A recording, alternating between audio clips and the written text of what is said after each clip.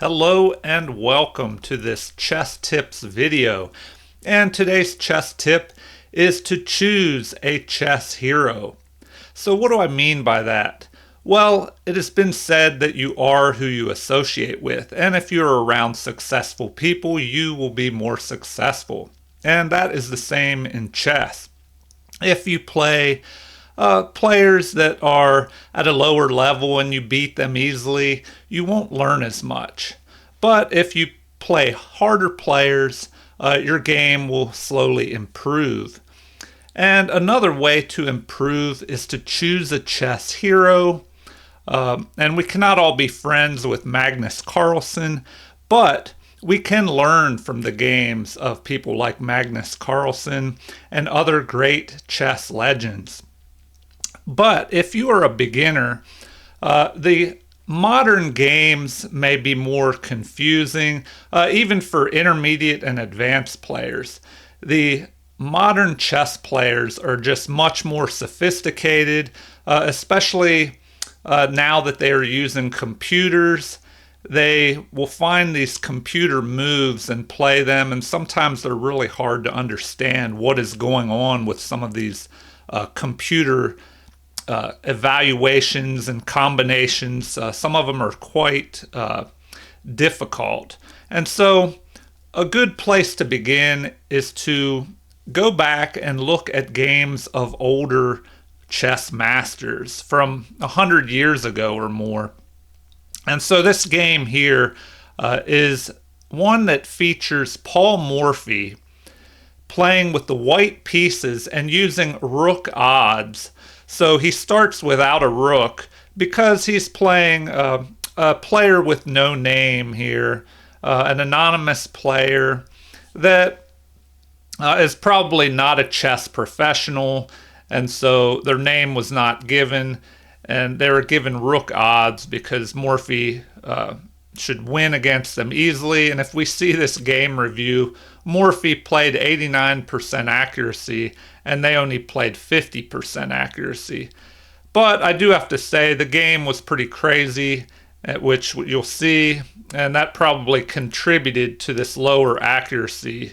And even Morphy, didn't make it into the 90th percentile here. All right, let's begin here. This game starts with e4, e5, knight to f3 attacking this pawn on e5, and black defends. So standard opening stuff here. Bishop to c4 is played, the Italian game. So in response, we have bishop to c5 and b4, the Evans Gambit. Now, in this evaluation, it just says custom position because this rook is missing. So immediately, black starts out with an advantage, having the extra rook. And so the evaluation is, of course, showing that it is in black's favor here. But b4 is played, and the idea here is that after capture with the bishop, c3 can be played, and this will force the bishop to retreat and give white time to control the center with d4. And after capture, we have castling because this pawn was pinned by the bishop to the king. But now the king is castled to safety. And if we look here, Morphy has two pieces in the center. This bishop is off to the side, and he has castled his king to safety already, and this rook will be able to jump onto the e-file. So black is fallen behind a little bit because of this gambit, this Evans Gambit. Now, knight to f6 is played, trying to develop here and get his king castled to safety, but it looks like instead knight at g to e7 would have been best, and we'll find out why here. Morphy immediately plays bishop to a3, and now this diagonal is under attack by the bishop and prevents this king from castling here. So now the king is stuck in the center. So the opponent, Morphy's opponent, just retreats a bishop here. And this bishop wasn't under attack, so perhaps this was just a wasted move. Instead, d6 should have been played to block this diagonal and allow Morphy's opponent to get his king to safety, which we'll see why that becomes so important. Now we have queen to b3, creating a battery, lining up here on this f7 pawn, threatening a check with the capture of this f pawn. And now d5 is played here to block this threat. But the computer says this is a mistake, that d6 would have been better, and if d6 were played, then the game could continue with this attack here, and the king would have to move. But even in this position, because of that extra rook, black would still be ahead, and we'll see what Morphy did here, how he took advantage of his opponent's first mistake here. So after d5 was played, we have capture with the pawn, which is best, and this opens up this e-file for the rook here. And so now it is becoming apparent that that king needed to get castled a lot sooner, and now black will start to get into trouble here. So knight to a5 is played, and once again a mistake by Morphy's opponent, as his opponent is trying to counterattack before his king is safe. So instead, he should have played, instead of this knight to a5 move, knight to e7, which would help defend the king, especially from this rook threat here. But even then, it shows rook to e1 would have been the best move. And now there's pressure on this knight. The knight could be captured with the bishop and the rook combination here. So instead of that, the opponent makes this mistake, trying to counterattack here, and Morphy responds with rook to e1, which the computer says is a miss. But we kind of see why Morphy made this move. He wanted, to trap the king in the middle here and just immediately cause problems for black. So this still puts him ahead. White, as we see in the evaluation, jumps ahead here. But the computer says that instead of rook to e1, bishop to b5 check would have been the best move. But then here it gets really crazy. So, maybe Morphy wanted to avoid all this, because the best moves from this point on would be black playing c6 here, although it says this is an inaccuracy, so excuse me, not the best move here. Let me show you this real quick.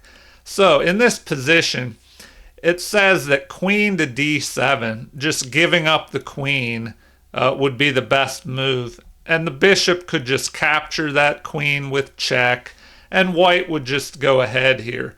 So more likely would be the opponent playing c6 here if this variation occurred in the game, because now the knight is still attacking the queen. So that would be a more likely move for black to play in this position. But then after a capture, we have this block here of the e-file, and then this, a capture with a discovered check, and the rook is under attack. So the best move would be to block this check, and then the knight jumping in would be the best move in this position. And then after capturing to prevent the capture of the rook, we have a capture with the knight. Queen captures would be the best move in the position, and then after bishop captures, king captures, and queen to b5. So that is one way the game could have continued, but we see that the evaluation would favor white here. So instead, Morphy plays rook to e1 in the position, immediately checking, and then bishop to e6 blocks, and after a capture, which is a brilliant move by Morphy. If we go back, what were the options? It looks like this is the only move that keeps the advantage for Morphy, and it leaves his queen under attack here. And interestingly enough, the queen is under attack, but the best and only move that keeps the game even would be knight capturing on c4. So in the game, that was not played, but this is the only move that would keep the game even, knight taking the bishop. And then the game could continue with best moves. E takes f7 check, king captures, rook to e5. So that, very interesting. If we go back, this is the only move that would keep white ahead. So these are hard to find computer moves. You know, maybe Morphy would find these moves. Like here's another interesting move. Letting this knight be captured, blocking with the other knight. Queen captures, protecting this knight in the center. And then a check with the rook. So just crazy stuff here. And so, you know, if we look at this, after these exchanges, the game may have proceeded in this manner where white would be slightly ahead. So, I don't know. These moves were just crazy computer moves. So I'm sure, you know, Morphy's opponent wouldn't have seen all that, and maybe even Morphy wouldn't have seen some of those moves, you know, as advanced as the computers are nowadays. So here, after pawn captures on e6, knight captures the queen. A blunder by Morphy's opponent here, leading to a mate in 6. So now we see the crazy conclusion of this game. And before I conclude this with the remainder of these, you know, amazing moves to hunt the king down, I just want to talk again about choosing a chess hero. So it is a very good idea in chess to improve your game by going over games of past masters. Now, the lower your rating is, and the more of a beginner that you are and just learning chess, the more you want to study older chess masters from, you know, back in the 1800s. And, you know, even earlier, because those games are easier to understand. They're not as complicated as today's games that masters play using computer assistance. Some of those games are very complicated. So just go over older games and pick a player that has a style that you like, that you would like to emulate or copy. I remember reading that Bobby Fischer's instructor, his teacher, when he was a young beginning player, had him study and go over 100 games of all the previous world champions to just get an idea of how those players played differently, what their styles were, and so that he could learn from each of those players. But he had him start, you know, with the older world champions, and he probably had him go over Morphy games as well, because Paul Morphy is a great place to start to try and improve your chess. All right, so the conclusion, we have a capture with check here. And so now black responds with running here. He's forced to move to d7, the only square possible. And then we have bishop to e6 attacking again and cutting off any escape into the c7 and C8 and B8 squares. So the king is forced to move down to C6. And now we have knight to E5. A great move, chasing the king even further towards the side of the board here. So this king hunt is in full swing, and Morphy attacks again. And so now there are only two options, king to A5 or king to A4. And so the king moves to A5, but is chased even further with another bishop check. And now, after king to A4 forced, we have A takes on B3, a pawn delivering mate here at the end. So an incredible finish by Paul Morphy. So I would definitely recommend going over Paul Morphy games. Whether you are a beginner, an advanced player, everybody that loves chess should go over some Paul Morphy games. And there's a lot you can learn from this great chess legend. And it's a shame that he didn't play longer. And we probably missed out on a lot of possible great and amazing chess games because he kind of quit chess early. All right, well, once again, choose a chess hero. So you may not be able to hang out with Magnus Carlsen in person or any other great chess players, but if you can, that is great. But like most of us, the best you can do is study their games in books, videos, online. But I would recommend starting with the older masters from the 1800s and earlier, and just slowly working your way up, and try and find a chess master that you would like to emulate, to choose as a mentor or a chess hero. Let's say if you're an attacking player, find an old chess master that was a great attacker, like I believe Adolf Anderson, who played Morphy, and they had some great battles. Morphy is a great positional player, a great attacker, so he has an interesting style. But just find a chess hero who you would like to emulate and copy their style.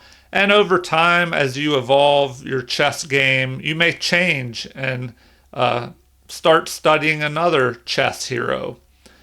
All right, well, if you enjoyed this video and the chess tip of the day, choose a chess hero, please like and subscribe. Feel free to leave comments or suggestions, and enjoy more videos at my Nick Butts Chess channel. Thank you, everyone, and have a great day.